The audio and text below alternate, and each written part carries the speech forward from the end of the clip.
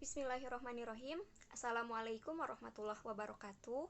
Nama saya Hoirunisa Haifa Zahra. Saya dari jurusan Bimbingan dan Konseling Islam semester 4 kelas B di UIN Sunan Gunung Jati Bandung.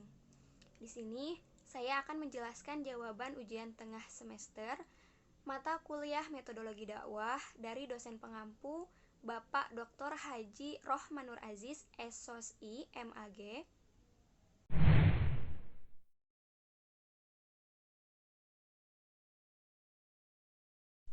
Metodologi dakwah ini dibangun atas 4 cara. Yang pertama, ada istinbat, yaitu langsung mengambil dari Al-Quran dan As-Sunnah. Yang kedua, istiqroh, yaitu dengan melakukan penelitian terlebih dahulu. Yang ketiga, iktibas, yaitu meminjam ilmu lain yang sudah ada sebelumnya. Dan yang terakhir, yang keempat, kolaborasi, yaitu dengan memadupadankan ketiga cara yang sudah tadi disebutkan oleh saya. Yang pertama, dakwah sebagai aktivitas. Sebagaimana telah ditegaskan dalam Al-Quran dan As-Sunnah atau hadis, manusia harus mengajak orang lain untuk beramar ma'ruf nahi mungkar. Selain itu, fitrah manusia itu baik, sehingga sebagai pelaku sosial, manusia akan berusaha meluruskan perbuatan-perbuatan yang menyimpang dari ajaran Islam. Yang kedua, dakwah sebagai ilmu.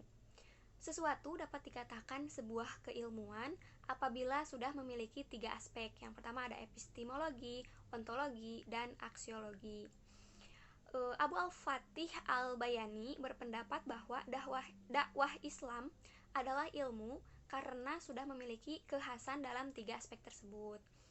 Lalu ada Ahmad Al-Galwushi berpendapat bahwa dakwah sudah menjadi ilmu karena sudah memiliki tema-tema, kekhasan, dan tujuan yang hendak dicapai. Nah, untuk aspek epistemologi dakwah itu sendiri diantaranya ada Al-Quran, hadis, ijtima, dan qiyas. Lalu aspek ontologi dakwah diantaranya ada da'i sebagai pelaku dakwah, mad'u sebagai sasaran dakwah, thoriqoh sebagai metode dakwah, dan wasilah sebagai media dakwah. Lalu yang terakhir aspek aksiologi dakwah, yaitu membekali para da'i dengan teori-teori yang kokoh. A'udzubillahi minasyaitonirrajim. Bismillahirrahmanirrahim. Wa iza sa'alaka ibadi anni fa inni qarib ujibu da'watad da'i iza da'an falyastajibu li wal yu'minu bi la'allahum yarshudun. Artinya, dan apabila hamba-hambaku bertanya kepadamu tentang aku, maka jawablah bahwasanya aku adalah dekat. Aku mengabulkan permohonan orang yang berdoa apabila ia memohon kepadaku, maka hendaklah mereka itu memenuhi segala perintahku dan hendaklah mereka beriman kepadaku agar mereka selalu berada dalam kebenaran. Quran Surat Al-Baqarah ayat 186. Bismillahirrahmanirrahim.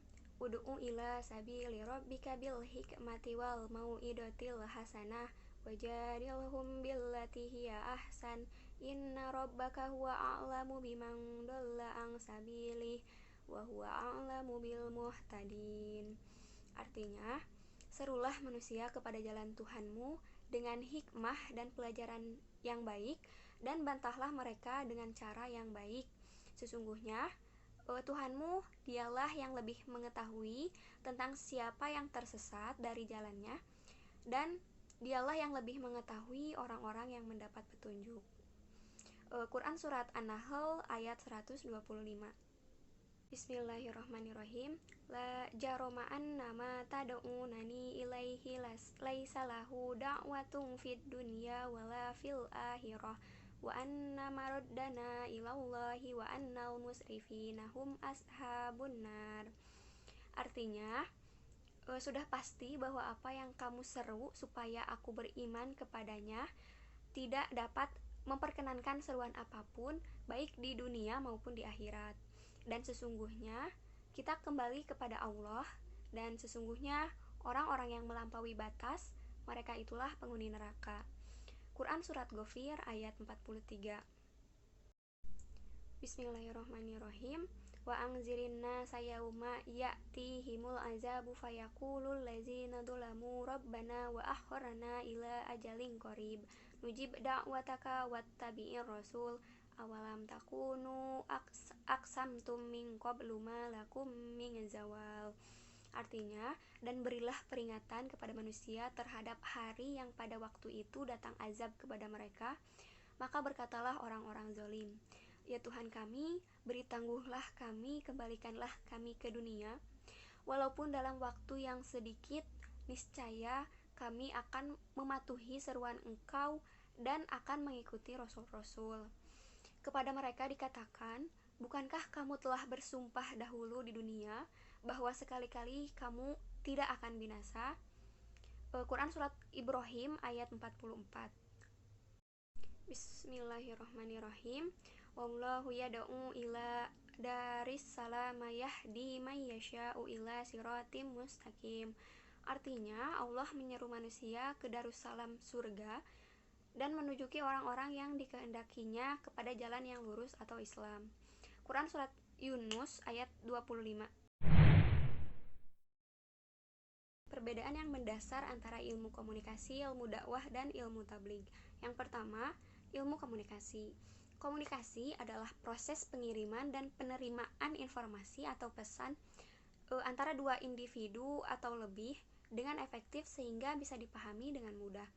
Yang kedua, ada ilmu dakwah. Menurut Syekh Ali Mahfuz, dakwah adalah mendorong atau memotivasi manusia ke arah kebaikan, petunjuk, dan amar ma'ruf nahi mungkar agar mereka mendapatkan kebahagiaan di dunia dan di akhirat. Lalu yang ketiga, ilmu tabligh. Ilmu tabligh ini termasuk dalam salah satu metode penyampaian dakwah. Secara istilah, tabligh adalah menyampaikan ajaran Islam sesuai dengan tuntutan Al-Quran dan As-Sunnah. Unsur-unsur dakwah. Yang pertama ada da'i atau pelaku dakwah. Menurut Hasyimi, da'i adalah para pemimpin, pemberi ingat, dan pemberi nasihat dengan baik yang memusatkan jiwa dan raganya dalam wa'ad dan wa'in dan dalam membicarakan tentang kampung akhirat untuk melepaskan orang-orang yang karam dalam gelombang dunia. Yang kedua ada mad'u.